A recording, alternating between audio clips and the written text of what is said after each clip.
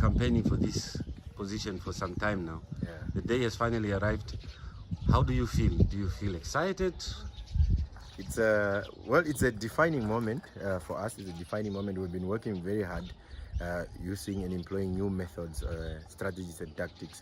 And in fact, our battle does not just start today or during the campaign process. We started a huge battle with the ECN because what we wanted to transform, for example, is the nature of the ballot. They were forcing us to wear ties and suits in order to appear on the ballot. So we objected that. We wanted to have a cap. So a young man and woman with talent and energy, a young man who's suffering, a young man who is completely oblivious of what is happening. Most of our youth have actually understood that no, politics belongs to those ones that are older. Politics belong to those ones that are neat. Politics belong to those ones that are wearing ties. So we are now on the ballot with our caps as a symbol of protest. So before we even participate in election, we have also transformed the ballot, and that we are very excited about that. So what we are doing here is not just election for the sake, because we exist before, during, and after election.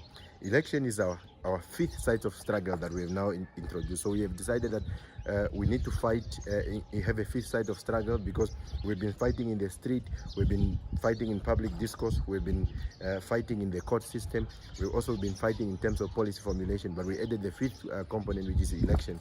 So we are going to see how it's going to go, but we are upbeat, we are excited about it. We know for sure that we are going to be able to put a stop to the destruction of homes. We know for sure that we are going to give a smile to people's faces and the destitute masses of our people. In places such as Havana, where we are, we spend a lot of time in our informal settlement.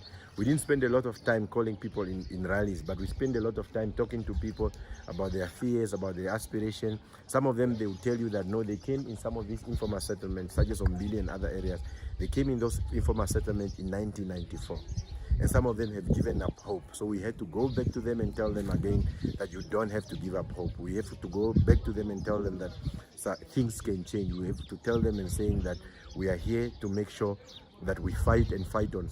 So yes, we are excited about the election. Yes, it's the beginning of a new journey, but there is I'm more concerned about a lot of hard work that we will have to do. So we'll probably have to hit the ground running, because our people are so, when they look at you, they want to know that are you not just the same as other ones? Because they keep promising every 5 years is the same story again.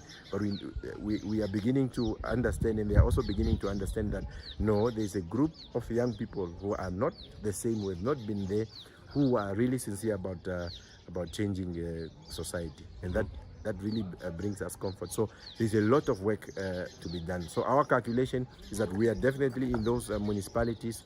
So the only concern is at what level are we 100% in control, 90% in control, 50% in control? But we know that we are definitely in there, and we know we are going to be fighting from the inside. We've been fighting from the street. We will still continue fighting from the street and protecting our people from the street. We will still have a mayor that protests if necessary.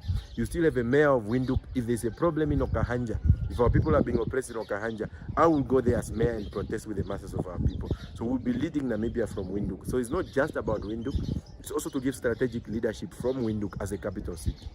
Have you, for instance, now, one of the main questions that somebody might have at home right now, thinking should they vote or should they not? What will you tell them as your last attempt to convince them? So it's people of Namibia, you know what we have done as ordinary young people. You know what we have done as ordinary young people in the street. We put our bodies between our people and the police. We get arrested, we get prosecuted, we get victimized in all sorts of ways, but we are not in the institutions of power. So we stood up when we didn't have anything. So already you know what we have done when we are not in those positions. So when we get in those positions, it's not going to be anything new. It's going to be a continuation. In fact, we are able to fight already on the ground. So once we get on top, we are now able to fight further. So we are simply just saying that, okay, we're seeing the problems, but we want to be at the elevated space so that we can now see all major problems and be able to help. So it's almost like you had a smaller car and you were transporting people from one point to another. You had a smaller car and you are transporting 2 or 3 people from the deep villages to the hospital. So by this election, we are basically saying, give us a bigger bus. to transport more people to the hospital, more people to have access to services and things like that. So we are already doing this work. We just want to be able to have a bigger impact. We just want to be able to do more. Some of those people who have been in power, they have not been able to do what we have done. They have not been able to stand for the masses. They have not been able to protect our people. So what we are basically saying, you know already what we have done, and we are simply asking you that give us a bigger reach, give us more muscle to be able to fight for you. But okay, the last one is some will say, actually, you're just a politician. What will you tell those people? So we are activists. We are activists. That's why everybody understands that in a political system, politicians in our country are so-called neat people. They don't want to do anything rough. We go and sleep in the street protesting for positive action. So of course we are not politicians, but we are political activists. We are in the political space and as political forces transforming society. And of course many people understand the fundamental differences between us and others. We are not a political party, we are a political formation. We are an association of young people. An average age of an AR activist is between 23 and 24. So we are definitely not the same with those people. If we were the same with those people, they wouldn't be united, all of them. SWAPO is united, all those oppositions are united against the AR movement because they know that the AR movement is going to bring a radical order. The AR movement is going to disturb the benefit patterns, the elite compact that all those guys in parliament and in those executives are enjoying. Some of those political parties and politicians are serving with one another. The president of NUDO is in the SWAPO government, and all those, they are all working together. Let's say you have won now. What are you going to prioritize? Give me three things. Housing and the economic transformation of our society, and cutting and banning of unnecessary tenders. Why must the uniform of city police come from South Africa? So we want to reopen Ramatex and give opportunities to our people. Why must the dustbin come from the UK? When we have young people we have NIMT that is producing boiler makers, we have Windhoek vocational trainings. So we are going to cut all those unnecessary tenders and build internal capacity of the municipality.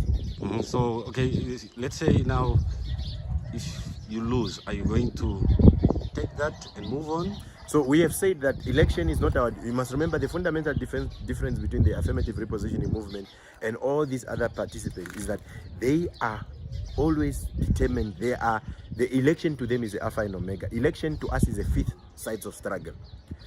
Whatever happens, we will still continue fighting in the court, we will still continue fighting in the street, we will still continue fighting in strategic engagement and policy formulation, we will still continue fighting in public discourse, as we have always done. So we are never going to stop. That's why we are explaining to people, for the first time you are going to have a mayor who's protesting with the masses of our people. Because a mayor must not just be a tied up person in a suit who does not identify with the masses. So election won't change. Election, of course, it will give us a greater reach to solve the problem of our people, but we are not going to be defined by election. Perfect. Thank you. Thank you.